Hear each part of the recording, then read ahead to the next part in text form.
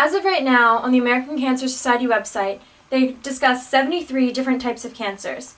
But the 4 most rallied for ones are breast cancer, colon cancer, prostate cancer, and lung cancer. So these are the ones that you'll usually see fundraisings for. Within the next couple of minutes, I would like to share with you the top 2 types of cancers for both men and women projected for the year of 2009. In terms of men, most of the new cases of cancer that will present themselves will be prostate and lung cancer, with prostate cancer making up 25% of new cases and lung cancer 15%.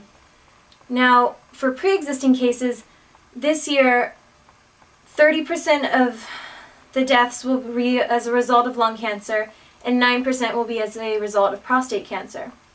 Prostate cancer is a glandular cancer, and it's men that are 50 years and older that are at the highest risk for this cancer. There are 3 theories about how this cancer develops. There's genetics, diet, and medical exposure. The treatments for prostate cancer include hormone therapy, surgery, and cryotherapy, according to WebMD. Now, lung cancer is most common not only in men, but also in women as well. And due to the proximity of the lungs and how the whole entire body works, it can quickly spread from your lungs to the rest of your body. There are 2 major types of lung cancer: non-small cell lung carcinoma, or NSCLC, or small cell lung carcinoma, SCLC. Smoking, radon gas, and certain viruses are several of the suspected causes of lung cancer.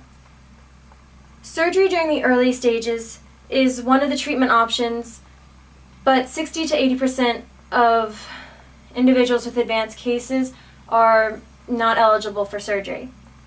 Other treatments include chemotherapy medication, radiation treatment, and cancer pain medication, which, along with all the other things doctors are trying now, are trying to battle and help with cancer.